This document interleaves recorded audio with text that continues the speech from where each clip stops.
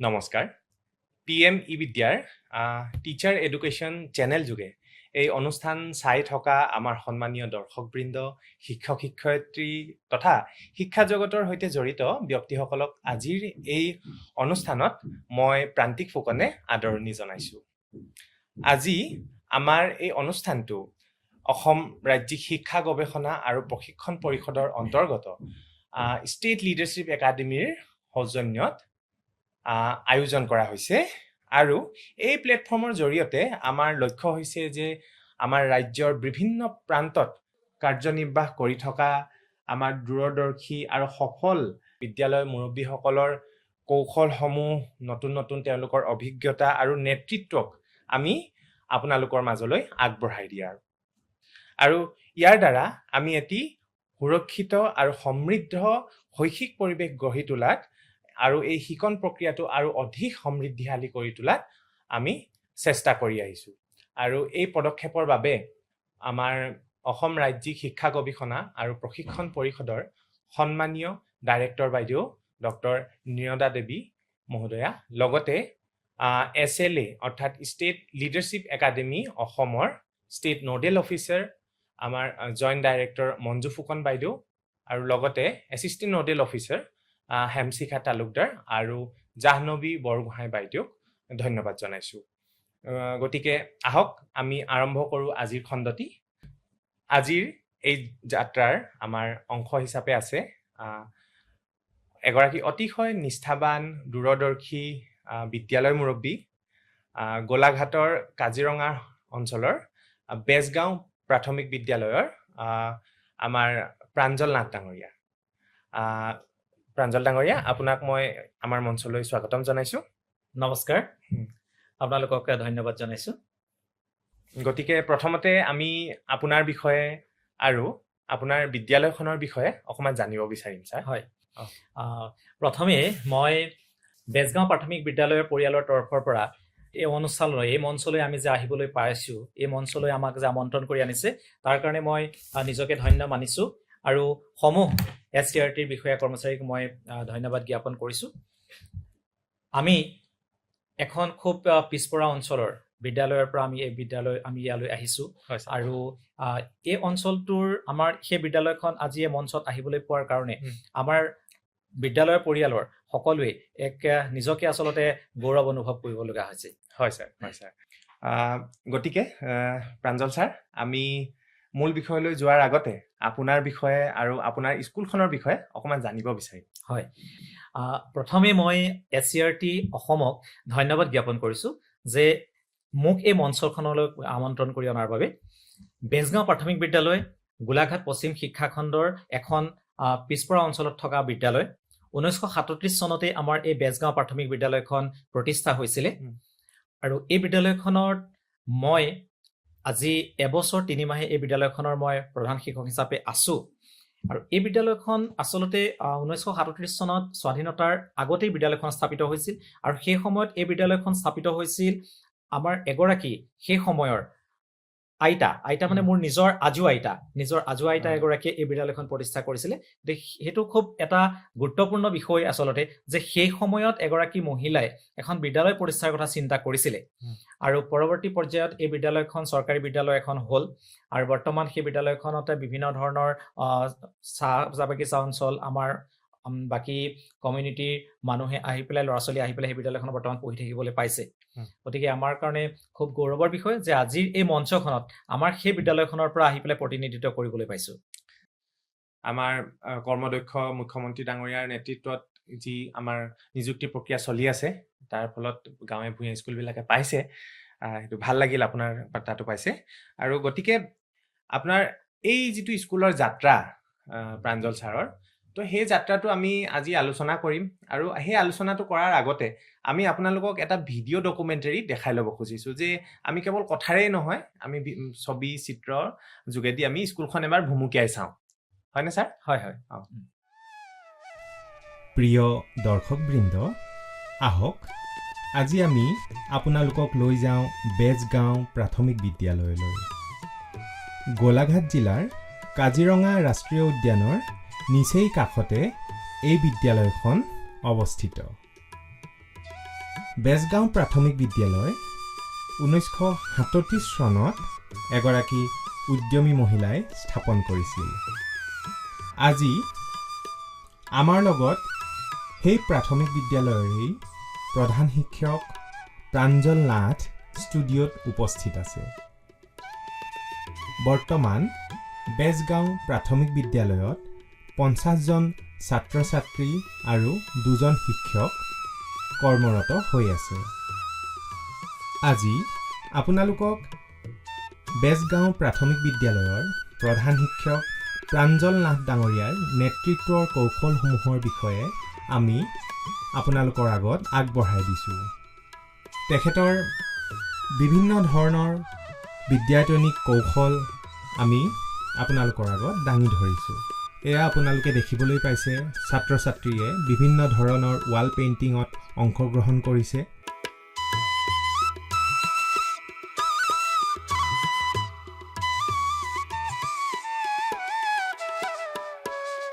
বিভিন্ন ধৰণৰ খেলা ধূলা, সাংস্কৃতিক ক্ৰিয়াকলাপ আৰু নিয়মানুৱৰ্তিতাৰে তেখেতলোকে কেনেধৰণে বিদ্যালয় পৰিচালনা কৰিছে আমি আপোনালোকক দেখাইছোঁ।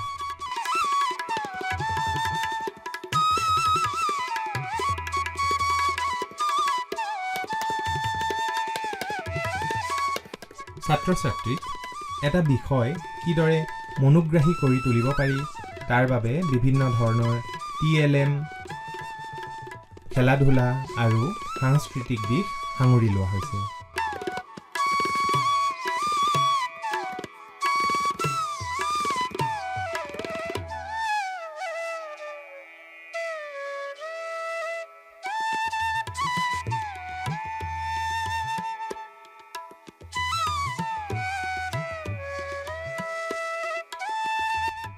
বেজগাঁও প্ৰাথমিক বিদ্যালয়ত প্ৰাঞ্জল নাথে কিদৰে স্থানীয় লোক, স্কুল মেনেজমেণ্ট কমিটি আদিক সাঙুৰি বিদ্যালয় পৰিচালনাত সহায় সহযোগিতা আৰু বিকাশত অংশগ্ৰহণ কৰোৱাইছিল তাকে আপোনালোকৰ আগত দাঙি ধৰিছোঁ।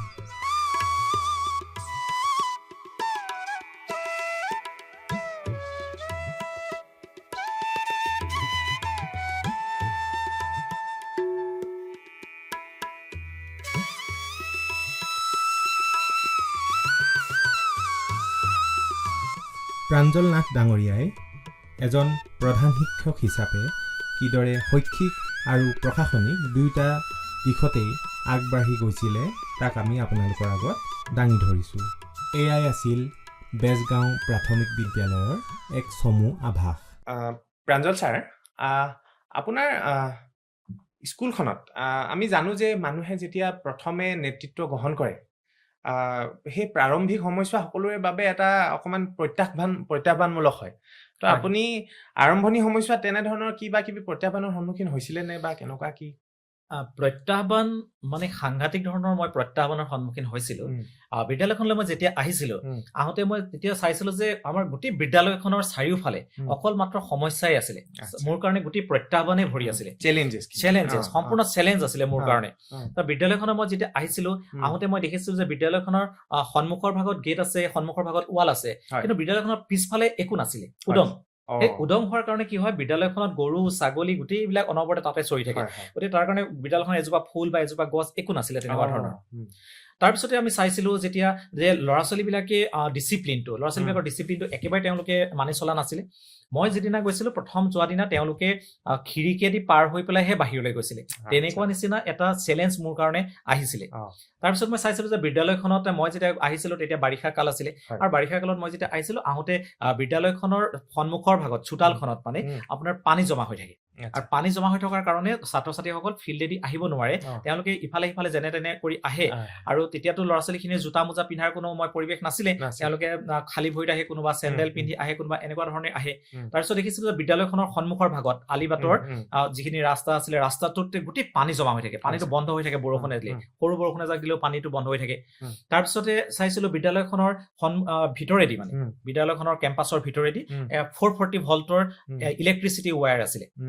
ৱায়াৰ গৈছিলে অ। গতিকে এই গোটেই পৰিৱেশটো এটা অ। মানে সাংঘাতিক ধৰণৰ এটা চেলেঞ্জৰ পৰিৱেশ এটা আছিলে তাৰপিছত যে আপোনাৰ চাইছো ক্লাছৰুমৰ ভিতৰত চাইছো ক্লাছৰুমৰ ভিতৰত আপোনাৰ ডেস্ক বেঞ্চৰ অৱস্থা বেয়া ছাত্ৰ ছাত্ৰীৰ কাৰণে একেবাৰে বহাৰ উপযোগী ডেস্ক বেঞ্চ নাই তাৰপিছত ইফালে যদি চাইছোগে তেতিয়া গৈ পেলাই দেখিছো যে ল'ৰা ছোৱালী হাত ধুবৰ কাৰণে ব্যৱস্থা নাই ল'ৰা ছোৱালীৰ আপোনাৰ প্ৰস্ৰাৱ কৰিবলৈ ল'ৰাৰ কাৰণে টয়লেটৰ ব্যৱস্থা নাই এনেকুৱা ধৰণৰ পৰিৱেশ এটা মই আহি পেলাই সন্মুখীন হৈছিলো আৰু সেই গোটেই সমস্যাখিনি ক্ৰমান্বয়ে লাহে লাহে মই সমাধান কৰিবৰ কাৰণে মই চেষ্টা কৰি আহিছো হয় ছাৰ আপুনি যিহেতু কৈছে যে 2012 চনৰ পৰাই আপোনাৰ কৰ্মজীৱনৰ আৰম্ভণি হৈছে হয় আৰু আপুনি বিভিন্ন স্কুলত বিভিন্ন অভিজ্ঞতাৰে আপুনি পৰিপূৰ্ণ হৈ আপুনি বেজগাঁও স্কুলখনলৈ আপুনি পাইছে হয় আৰু গতিকেলৈ আপুনি তাত সেইবিলাক সমস্যাবিলাক সমাধান কৰিবলৈ আপুনি কেনে ধৰণৰ পদক্ষেপ গ্ৰহণ কৰিছিল পদক্ষেপ মানে আপোনাৰ এনেকুৱা যে মই বিদ্যালয়খনত যিবিলাক চেলেঞ্জ পাইছিলো সেই চেলেঞ্জ বিলাক বেলেগ বেলেগ ধৰণৰ চেলেঞ্জ আছিলে কোনোবাটো চেলেঞ্জ আছিলে আপোনাৰ ল'ৰা ছোৱালীক লৈ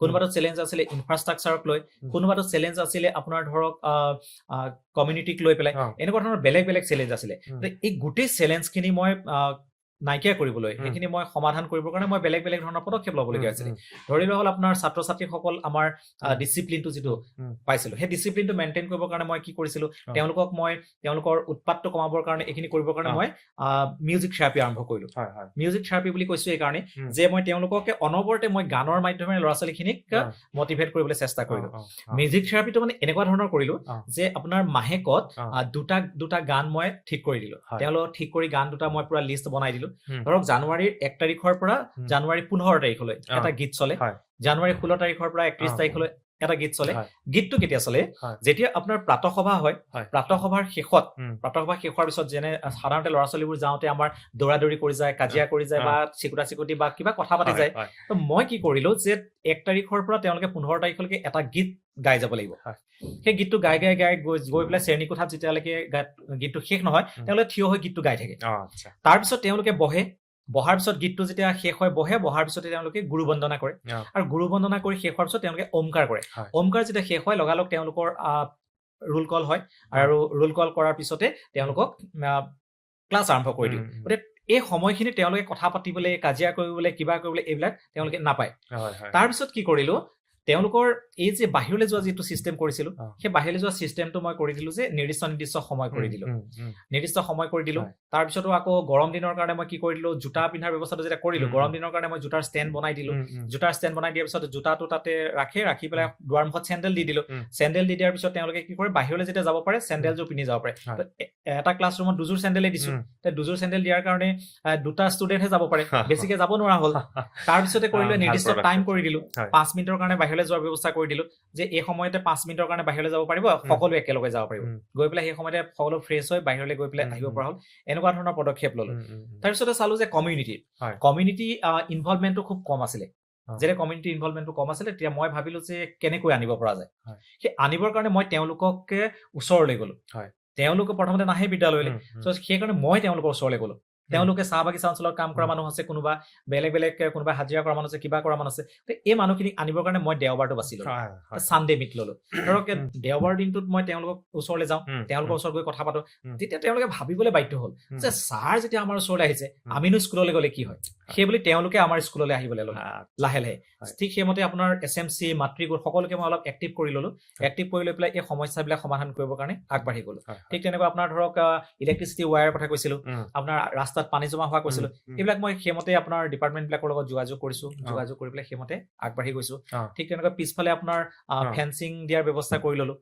আৰু ভাল লগা কথাটো হৈছে কি যে বিদ্যালয়খনত মই নিজে পঢ়িছিলো এটা সময়ত বিদ্যালয়খনত মই নিজে পঢ়া বিদ্যালয় এখন আৰু সৌভাগ্যক্ৰমে মই সেইখন বিদ্যালয়লৈ বদলি হৈ আহিবলৈ মই এটা সুবিধা পালো তো এই বিদ্যালয়খনৰ ওচৰত মোৰ নিজৰ এখন আমাৰ ঘৰৰ বাহনী বা আছে বাহনীখন আছে কাৰণে মোৰ নিজৰ সুবিধা হয় যে মোৰ যেতিয়া মন যায় তেতিয়া বাঁহ এটা কাটি আনো মই জেওৰা দিবলৈ হওক বা কিবা এটা কৰিবলৈ হওক মই বাহনীখনৰ পৰা নিজে গৈ পেলাই আৰু বাঁহ এটা কাটি আনি পেলাই মই সেইমতে কামখিনি আৰম্ভ কৰিব পাৰো এই ধৰণে মই বেলেগ ধৰণে আপোনাৰ পদক্ষেপ লৈ পেলাই আপুনি বাৰু ইয়াতে মই আপোনাৰ এটা ক্লিপ আহি পৰিছিলে যে আপুনি কৈছিলে যে ল'ৰা ছোৱালীয়ে গান গাই যায় ধুনীয়াকে প্ৰাতঃসভাৰ পিছত তো তাৰ ক্লিপটো আমি দেখুৱাই ল'ব খুজিছো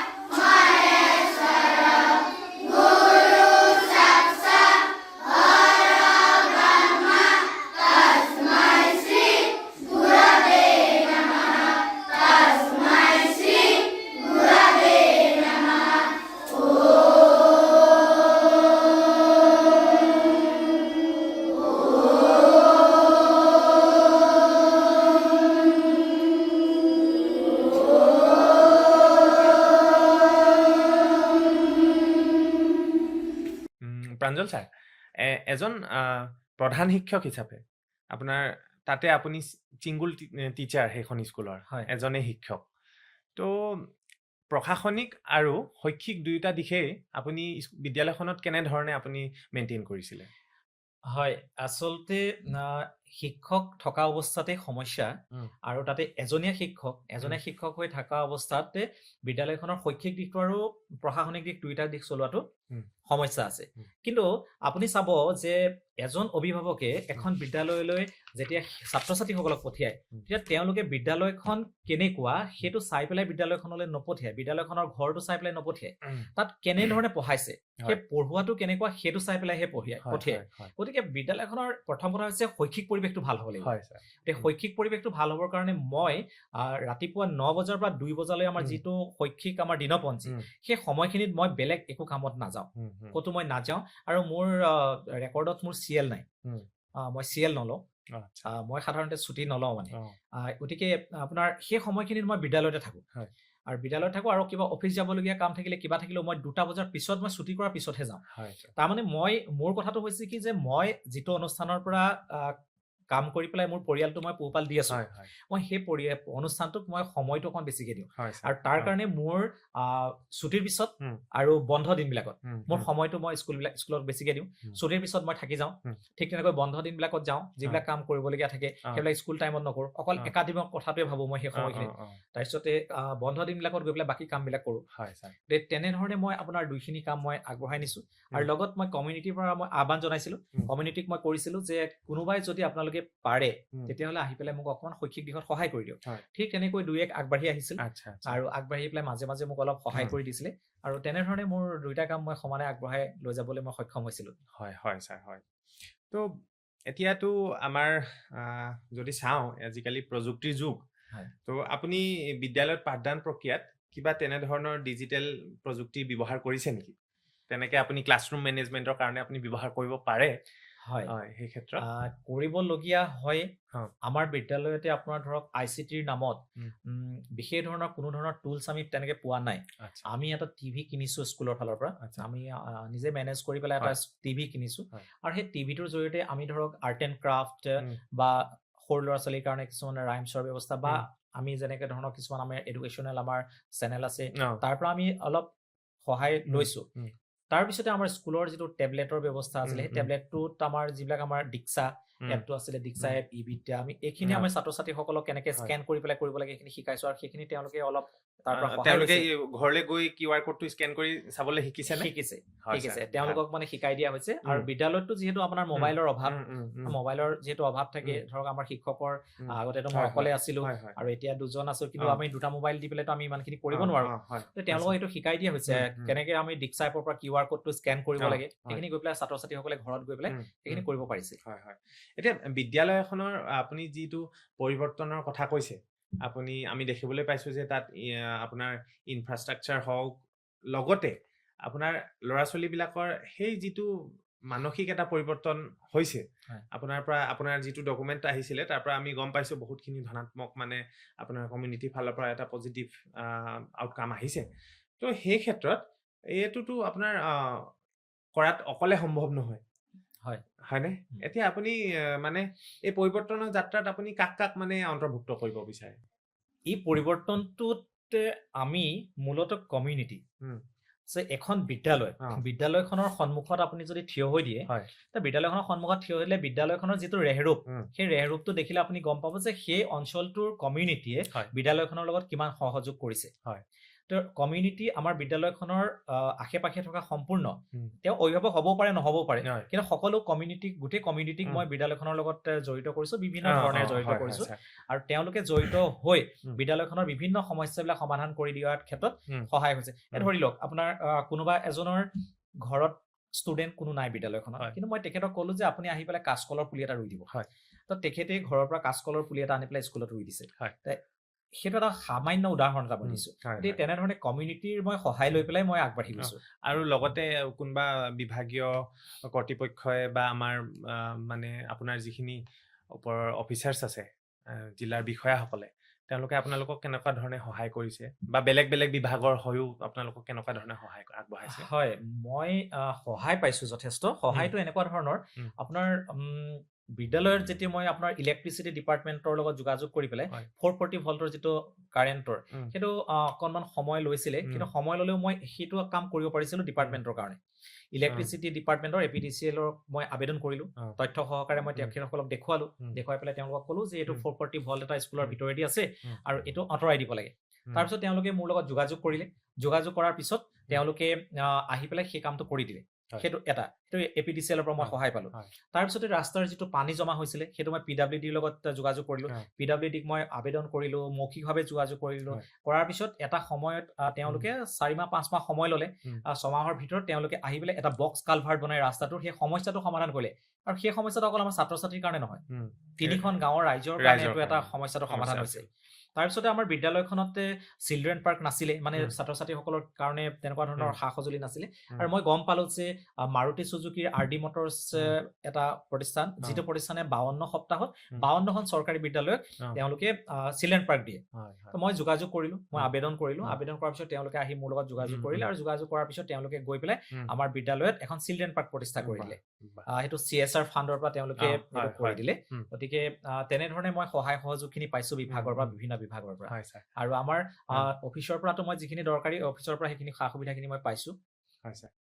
আৰু এইখিনিতে প্ৰিয় দৰ্শকবৃন্দ, মই ক'ব বিচাৰিম যে ছাৰৰ যি এই যাত্ৰা, পৰিৱৰ্তনৰ যাত্ৰা, তো সেই পৰিৱৰ্তনৰ যাত্ৰাত তেখেতে বহুখিনি কাম, যিখিনি আমাৰ আগত আজি সকলো চাগে তেওঁ কৈ শেষ কৰিব নোৱাৰিব। তেওঁ মিড ডে মিলৰ পৰা আদি কৰি তেখেতে ইনফ্ৰাষ্ট্ৰাকচাৰ হওক, কমিউনিটিক মটিভেশ্যন দিয়া হওক, স্কুললৈ আহিবলৈ উৎসাহ জনোৱা, সকলোবিলাক তেখেতে অতি সুন্দৰভাৱে অকলেই তেওঁ মেনেজ কৰিছিলে।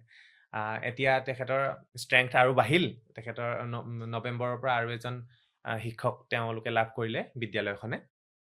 তো এতিয়া মই যদি ছাৰক সোধোঁ যে আমিতো সফলতা যেতিয়া মানে জখলাডাল চাওঁ, সম্পূৰ্ণভাৱেতো 100% সফল চব ক্ষেত্ৰতে আমি নহওঁ, কিছুমানটো বিফলো হ'ব পাৰে। তো তেনেকুৱা কিবা আছে নেকি আপোনাৰ মনত, যি ক্ষেত্ৰত আপুনি ভাবে যে এইখিনি ক্ষেত্ৰত আৰু অলপ কৰিব লগা আছে বা সফল হ'ব পৰা নাই? হয়, কৰিবলগীয়া কাম আছে। আৰু সফলতা বিফলতাটো এনেকুৱা, আপোনাৰ এই সফলতাটো একেদিনতে নাহে। হয় হয় ছাৰ। কোনোবা এটা কাম আমি যেতিয়া কৰি থাকোঁ তেতিয়াহ'লে সফলতাটো অকণমান দেৰিকৈ আহে, সময় লাগে তাৰ কাৰণে। আৰু কিন্তু বিফলতাটো আপোনাৰ পটককৈ আহিব পাৰে। সেইকাৰণে আমি সফলতাটোৰ ক্ষেত্ৰত চাওঁ যদি, তেতিয়াহ'লে সফলতাৰ ক্ষেত্ৰত চালে মানে আমি দেখোঁ যে আমাৰ বিদ্যালয়খনত ছাত্ৰ ছাত্ৰী মই গৈ পাওঁতে যিমান আছিলে, এতিয়া ছাত্ৰ ছাত্ৰী বেছি। এতিয়া আমাৰ ছাত্ৰ ছাত্ৰী মই যোৱাৰ কেইমাহমানৰ পিছত নতুন শিক্ষাবৰ্ষ যেতিয়া আৰম্ভ হ'ল, সেই নতুন শিক্ষাবৰ্ষতে 5জন ব্যক্তিগত খণ্ডৰ পৰা আমাৰ বিদ্যালয়লৈ ছাত্ৰ ছাত্ৰী উভতি আহিলে। আৰু এইবছৰ আমালৈ খবৰ আহি আছে যে প্ৰাইভেটৰ পৰা আমালৈ আৰু কেইজনমান ছাত্ৰ ছাত্ৰী এবাৰ উভতি আহিব। আৰু সেইটো মোৰ কাৰণে এটা খুব ডাঙৰ সফলতা। সঁচাকৈ ছাৰ, মানে এইটো এটা সঁচাকৈ বহুত বিৰাট এটা ডাঙৰ মানে কথা, মানে যে প্ৰাইভেট স্কুলৰ পৰা তাকো মানে প্ৰাইমেৰী লেভেলত তেওঁলোকে চৰকাৰী বিদ্যালয়লৈ আমাৰ গতি কৰিছে। গতিকেলৈ আমি ভাবিব পাৰিছোঁ যে চৰকাৰী বিদ্যালয়সমূহে বহুত অগ্ৰসৰ হৈছে, উন্নতি হৈছে। তো ছাৰলৈ আমি অশেষ ধন্যবাদ জনাইছোঁ। আপোনাৰ এই জয়যাত্ৰা আগলৈও যাতে চলি থাকে এনেধৰণে সুন্দৰভাৱে। তো এতিয়া আপোনাৰ মতে এইটো বাৰু আপোনাৰ এটা ডাঙৰ সফলতা বুলি ক'ব পাৰিম। তো আপুনি এই বিদ্যালয়ৰ কাৰণে আমি ডকুমেণ্টত পাইছোঁ যে আপুনি নিজৰ গাঁঠিৰ ধন ভাঙিও আপুনি বহুখিনি কৰিছে। আগতেও বেলেগ বিদ্যালয়তো কৰিছে, আপুনি এইখনতো কৰিছে। লগতে মানে এতিয়া কণ্টিনিউৱাছ প্ৰচেছত আপুনি মানে যিটো কোৱা হয় মানে ধনেৰে আৰু মনেৰে আৰু শৰীৰে তিনিফালৰ পৰা আপুনি মানে অৱদান আগবঢ়াই আছে। তো আপোনাৰ ইয়াৰ আঁৰত মানে আপোনাৰ উৎসটো কি? আপোনাৰ এইখিনি কাম কৰিবলৈ উৎসটো আপোনাৰ ক'ৰ পৰা আপোনাৰ পায়? ইয়াতে উৎসাহটো উৎসাহটো মানে এনেকুৱা, মই আচলতে নিজে সৰুৰে পৰা এজন শিক্ষক হোৱাৰ মোৰ লক্ষ্য আছিলে। আৰু শিক্ষক হোৱাৰ লক্ষ্য আছিলে, গতিকে মই যি কাম কৰোঁ আচলতে অকমান ডেডিকেশ্যন দি পেলাই মই কৰি পেলাই নিজে ভাল পাওঁ। হয় আৰু মই আনে কি কৰিছে বা নাই কৰা সেই কথাটো মই কেতিয়াও গুৰুত্ব নিদিওঁ। হয় যিখিনি কাম ভাল সেইখিনি মই কৰিবলৈ আগৰ পৰাই চেষ্টা কৰোঁ। হয়। গতিকে মই এতিয়া বিদ্যালয়ত আপুনি যিটো কথা ক'লে গাঁঠিৰ ধন ভঙাৰ কথাটো, গতিকে এনেকুৱা ধৰণৰ হয়, আপোনাৰ ধৰক বিদ্যালয়খনতে যিটো কাম কৰিবলগীয়া হৈছে, কামটো কৰিবৰ কাৰণে টকা 2000 দৰকাৰ হৈছে, তে সেই টকা 2000টো আমাৰ কোনো ধৰণৰ ফাণ্ড নাই, তে সেই টকা 2000টোৰ কাৰণে কামটো মই পেলাই থোৱা নাই। আৰু সেইকাৰণে হয়তো চাগে আজি এবছৰ 3 মাহত মই বিদ্যালয়খনৰ যিটো পৰিৱৰ্তন এটা আনিবলৈ সক্ষম হৈছো, তো সেই এবছৰ 3 মাহত গাঁঠিৰ ধনটো যদি মই নাভাঙিলোহেঁতেন, তেতিয়াহ'লে গাঁঠিৰ ধন নভঙা হ'লে মই তেনেকুৱা পৰিৱৰ্তন এটা হয়তো আনিব নোৱাৰিলোহেঁতেন। আজি আপোনাৰ বিদ্যালয়খনত ছাত্ৰ ছাত্ৰীসকলৰ তলত বহি পেলাই ধূলি বালিৰ লগতে খাদ্য খাই আছিলে। তো মই গৈ পেলাই এইটো দেখিলো যে এইটো পৰিৱৰ্তনটো আনিব লাগিব। পৰিৱৰ্তনটো আনিবৰ কাৰণে জেগা এডোখৰ চালো, এটা ভঙা ঘৰ আছিলে, তো সেই ঘৰটোক মই ভাঙি কৰি তাক ঠিক ঠাক কৰি ললো। ঠিক ঠাক কৰাৰ পিছত মই কৈছিলো যে মোৰ নিজৰ এখন ওচৰত বাহনি আছে, বাহনিৰ পৰা মই বাঁহ কাটি আনিলো, আৰু বাঁহৰ আৰু ঘৰৰ পৰা মই অলপমান তক্তা আনিলো, আনি পেলাই এতিয়া মই এটা ভোজনালয় বনাই দিলো। তো সেই ভোজনালয়টো মই বনাই দিলো, ছাত্ৰ ছাত্ৰীসকলে এতিয়া খুব ধুনীয়াকৈ মানে হাইজেনিককে ছাত্ৰ ছাত্ৰীসকলে খাব পাৰিছে। ঠিক তেনেকুৱা ধৰণৰ আপোনাৰ প্ৰত্যেকটো কামৰ কাৰণে মই নিজে কি কৰো, মোৰ দৰমহাৰ পৰা প্ৰত্যেক মাহে 2000 টকা এটা মই ৰাখি যাওঁ। সেই 2000 টকাটো মই স্কুলৰ কাৰণে খৰচ কৰোঁ। আজি আপোনাৰ ধৰক কোনোবা এজন অভিভাৱকৰ মৃত্যু হৈছে, কোনোবা এজন অভিভাৱকৰ আঘাতপ্ৰাপ্ত হৈছে, কিবা হৈছে, ছাত্ৰজনে সেই কথাটোকে অজুহাত লৈ পেলাই স্কুললৈ নাহিব পাৰে। সেই নহাটো কাৰণে মই তেওঁলোকৰ ওচৰলৈ গৈ তেওঁলোকে যাতে সেইটোৰ পৰা স্কুললৈ নহাকে থাকিব নোৱাৰে, কিতাপ পত্ৰ কিনিবলৈ কিবা অভাৱ হ'ব পাৰে, কিবা সেইকাৰণে মই তেওঁলোকক আৰ্থিকভাৱে সেই তাৰ পৰাই মই এটা সহায় কৰোঁ। আৰু এই কামবিলাক কৰাৰ পিছত মোৰ আটাইতকৈ সফলতাটো হৈছে যে মই প্ৰথম অৱস্থাত গৈ পেলাই স্কুলখনৰ এটেণ্ডেন্সটো যিটো মই পোৰ পাইছিলো, এতিয়া মোৰ মোটামুটি 100% এটেণ্ডেন্স থাকে। আপোনাৰ এইটো সদায় মেইনটেইন থাকেনে? মোৰ 100%টো মেক্সিমাম থাকে। আজি যদি চাওঁ, আজিৰ তাৰিখত মোৰ 2টা ল'ৰা নাই, মই খবৰ কৰিছো, সেই 2টা ল'ৰা নাই মানে তেওঁলোকৰ গা বেয়া কাৰণে নাই, নহলে আপোনাৰ 98, 99, 100% মোটামুটি থাকেই। আপোনাৰ স্কুলখনত ছাত্ৰ ছাত্ৰীৰ সংখ্যা কিমান? বৰ্তমান 50 জন। 50 জন আছে ন? আৰু এতিয়াতো 2জন শিক্ষক। এতিয়া 2জন শিক্ষক হয়। তো এতিয়া আমি বিদ্যালয়খনিক এই যে নেতৃত্ব দিবলৈ যাওঁতে আপুনি ছাত্ৰ ছাত্ৰীৰ বাৰু সৰ্বাংগীন বিকাশ, যিটো আমি বৰ্তমান হলিষ্টিক ডেভেলপমেণ্ট বুলি কওঁ, তো আমাৰ পাঠ্যপুথিৰ আনুষংগিক আমাৰ যিবিলাক কাৰিকুলাৰ এক্টিভিটিজ আছে, তো সেইবিলাক আপুনি কেনেধৰণে কিবা কিবি পদক্ষেপ লৈছে নেকি স্কুলখনত? হয়, ছাত্ৰ ছাত্ৰীসকলৰ হলিষ্টিক ডেভেলপমেণ্টটোৰ কাৰণে আমি যিখিনি কাৰিকুলাম এক্টিভিটি কৰাব লাগে, সেই কাৰিকুলাম এক্টিভিটিখিনিয়ে আমাৰ সমাজত যথেষ্টখিনি প্ৰভাৱ পেলায়। মানে আমাৰ ছাত্ৰ ছাত্ৰীসকল বিদ্যালয়লৈ আহিছে, বিদ্যালয়লৈ আহি পেলাই তেওঁলোকে বিদ্যালয়ত কিবা শিকি গৈছে, কিবা পঢ়িছে, পঢ়ি পেলাই গৈছে, সেই কথাখিনি গাঁৱৰ মানুহে ইমান বেছিকে গম নাপায়। কিন্তু আমি যদি চাওঁ, ল'ৰাটোক যদি এটা গান শিকাই দিওঁ, সেই গানটো যদি গাঁৱত গৈ পেলাই গাই থাকে, তেতিয়াহ'লে গাঁৱৰ মানুহখিনিয়ে গম পায় যে সিহঁতি গান গাবলৈ শিকিছে। ছাত্ৰ ছাত্ৰীসকলক মই য়োগা শিকাওঁ, মই নিজে য়োগা শিকাওঁ, গতিকে মই নিজে য়োগা শিকাওঁ। প্ৰত্যেক সপ্তাহত এদিনকে মই তেওঁলোকক য়োগা শিকাওঁ। সেই য়োগা শিকোৱাটোৰ পৰা তেওঁলোকৰ মানে বিহেভিয়াৰেল চেঞ্জ হৈছে। তো সেই বিহেভিয়াৰেল চেঞ্জটোৱে সমাজখনত প্ৰভাৱ পেলাইছে। তাৰপিছতে আপোনাৰ ছাত্ৰ ছাত্ৰীসকলক শনিবীৰে চৰা আছে আমাৰ, সেই শনিবীৰে চৰা তেওঁলোকক কবিতা আবৃত্তি কৰাওঁ। মই নিজে কবিতা আবৃত্তি কৰোঁ, গতিকে ছাত্ৰ ছাত্ৰীসকলক কবিতা আবৃত্তি কৰাওঁ। ঠিক তেনেকৈ আকস্মিক বক্তৃতা, কুইজ, মানে এই গোটেই দিশবিলাকত তেওঁলোকক যিমান পাৰোঁ গোটেই দিশবিলাকত তেওঁলোকক মই আগবঢ়াই লৈ যাবৰ কাৰণে চেষ্টা কৰিছোঁ। তাৰোপৰি নিজে মই নাচিব নাজানো, সেইকাৰণে মই কি কৰিছোঁ যে মোৰ লগৰ বেলেগ শিক্ষক আছে নাচ শিকোৱা, মই তেওঁলোকক বিদ্যালয়লৈ মাতো। এইখিনি মানে আপুনি ইনিচিয়েটিভ লৈছে। কিন্তু এইখিনিতে মই অকণমান ৰখাব বিচাৰিছোঁ যে ছাৰে কৈছে আমাক আপুনি কবিতা আবৃত্তি নিজেও কৰে, তো আজি যদি আপোনাৰ মনত আছে কিবা যিকোনো এটা কবিতা আমাৰ যদি দৰ্শকলৈ আপুনি অকণমান আগবঢ়াই দিব পাৰে। হয়, ঠিকেই। কবিতা আবৃত্তি কৰোঁ, মানে এতিয়াতো সৰু ল'ৰা ছোৱালীক লৈ পেলাই আবৃত্তিবিলাক আমি কৰোঁ। ঠিক আছে, মই অকণমান এটা আবৃত্তি কৰি দিছোঁ, মাত্ৰ কেইশাৰীমান মই কৰি দিম। ঠিক আছে। কবিতাৰ শিৰোনাম মোৰ দেশ মানুহৰে দেশ। কবি দেৱকান্ত বৰুৱা। মোৰ দেশ মানুহৰে দেশ, উত্তৰে উত্তুংগিৰি, দক্ষিণে সাগৰ, শত নদী বুকুৰে বাগৰে, পাৰে পাৰে সাজে ভাঙে কত ইতিহাস, ব্ৰহ্মপুত্ৰ গোদাবৰী আৰু চিপ্ৰা যমুনাৰ সুন্দৰী ভাৰতবৰ্ষ ৰূপহী অসম। তথাপিতো মোৰ বাবে মানুহ আপোন, যি মানুহে বাৰে বাৰে সাজিছে কাৰেং বিশ্ব সভ্যতাৰ, সৃজনৰ আবেগত হাবি কাটি নগৰ সাজিছে, জীৱনৰ মৃত্যু দীপ্ত তীব্ৰ প্ৰেৰণাত পাৰ হৈ উজ্জ্বল বাৰিধি, পাৰ হৈ গভীৰ অৰণ্য, দ্বীপময় ভাৰত গঢ়িছে, কম্বোজতে সাজিছে ওংকাৰ ধাম।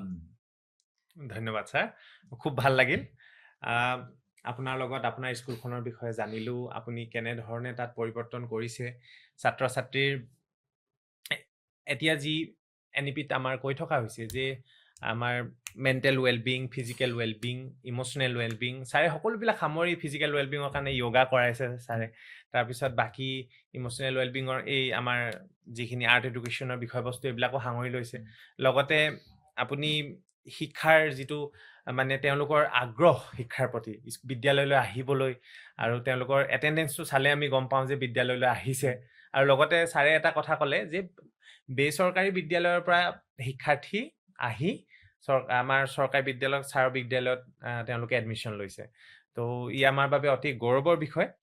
আৰু মই এইটো কথা এইকাৰণে আকৌ এবাৰ কৈছোঁ, কাৰণ কেলে আমাৰ চৰকাৰী বিদ্যালয়বিলাক এতিয়া অতি সুন্দৰ হৈছে, সৰ্বাংগ সুন্দৰ হিচাপে আমি চেষ্টা কৰিছোঁ। আপুনি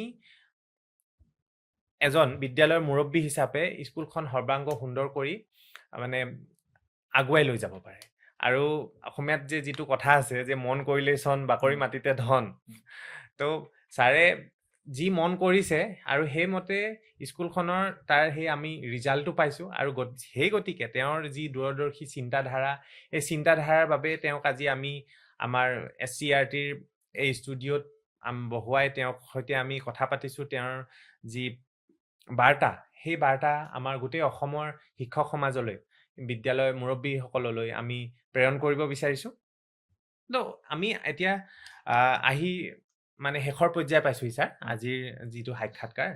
তো এই সাক্ষাৎকাৰটোত আজি মানে আপুনি যদি আমাৰ অসমৰ বিদ্যালয়ৰ শিক্ষক শিক্ষয়িত্ৰীসকললৈ, বিদ্যালয়ৰ মুৰব্বীসকললৈ কিবা যদি বাৰ্তা পঠিয়াব বিচাৰে, আপুনি কিবা মেছেজ দিব বিচাৰে, আপুনি কওকচোন। হয়, মই অসমৰ যিসকল স্কুল লিডাৰ আছে, স্কুল লিডাৰ বুলি কওঁতে আমি আচলতে দুই ধৰণৰ স্কুল লিডাৰ পাওঁ। যদি ক্লাছৰুম লিডাৰ হয়, তেওঁ ক্লাছৰুমৰ ভিতৰতো একাডেমিক ছাইডটো অকল তেওঁ আগবঢ়াই লৈ যাব পাৰে। কিন্তু এজ এ হলিষ্টিক ডেভেলপমেণ্টৰ কাৰণে যদি এজন তেওঁ স্কুল হেড হয়, তেতিয়াহ'লে তেওঁ একাডেমিক আৰু যিটো প্ৰশাসনিক দিশ আছে, গোটেই দিশখিনি তেওঁলোকে আগবঢ়াই লৈ যাবলগীয়া হয়। গতিকে মই লিডাৰসকলক এটাই অনুৰোধ জনাম যে প্ৰত্যেকে আপুনি কোৱাৰ দৰে মন কৰিলে চন, বাকৰা মাটিটো ধন, এই কামটো কৰিব পাৰিব। তাৰ কাৰণে আমি বিদ্যালয়খনক সকলোৱে ভাল পাব লাগিব। প্ৰথম কথা হৈছে নিজৰ কৰ্মস্থলীটোক আমি ভাল পাব লাগিব।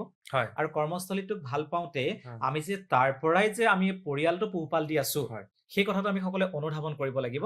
আৰু যদি আমি সকলোৱে যদি যোগাত্মক চিন্তাধাৰাৰে আগবাঢ়ো, সকলো ধৰণৰ নিগেটিভিটিটো আমি যদি নাইকিয়া কৰি আমি যদি যোগাত্মক চিন্তাধাৰাৰে আমি আগবাঢ়ি যাওঁ, ছাত্ৰ ছাত্ৰীসকলৰ উৎকৰ্ষ সাধনৰ কথা যদি আমি অকল চিন্তা কৰি যাওঁ, তেতিয়াহ'লে আমি কিন্তু সকলোৱে কৰিব পাৰিম।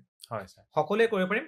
আৰু শেষত মই এটাই ভাবো যে প্ৰতিখন বিদ্যালয় সুন্দৰ হ'ব, প্ৰতিগৰাকী শিশু আমাৰ বিদ্যালয়লৈ আহিব। এইটো মই ভাবো। হয় ছাৰ, হয় ছাৰ। গতিকে প্ৰাঞ্জল ছাৰক আজি আপোনাক ধন্যবাদ জনাইছোঁ। আপোনাৰ বহুমূলীয়া এই অনুভৱ, দূৰদৰ্শী চিন্তাধাৰা আমাৰ সৈতে আপুনি শ্বেয়াৰ কৰাৰ বাবে, আমাৰ সৈতে ভাগ বতৰা কৰাৰ বাবে। আপোনাৰ এই যাত্ৰাই প্ৰমাণ কৰিলে যে সকলোকে লগত লৈ আগবাঢ়িলে, আপোনাৰ কমিউনিটি হওক, আপোনাৰ অভিভাৱক আৰু ছাত্ৰ ছাত্ৰী সকলোকে সাঙুৰি আগবাঢ়িলে বিদ্যালয়খনৰ উন্নতি কেনেধৰণে সম্ভৱ হয়। আপুনি বেচৰকাৰী অনুষ্ঠানৰ পৰাও সহায় লৈছে, আপুনি চৰকাৰী বিভিন্ন বিভাগৰ পৰা আপুনি সহায় পাইছে। তো আজি আমাৰ লগত ইমান পৰে জড়িত থকা আমাৰ দৰ্শকসকললৈ অশেষ কৃতজ্ঞতা জনালোঁ। আশা কৰোঁ এই সাক্ষাৎকাৰে আমাৰ ৰাজ্যৰ বিভিন্ন বিদ্যালয়ক এই নেতৃত্বৰ ক্ষেত্ৰত এক নতুন উৎসাহ যোগাব। ধন্যবাদ। আমাৰ আজিৰ সাক্ষাৎকাৰ অনুষ্ঠান ইমানতে সামৰণি মাৰিছোঁ।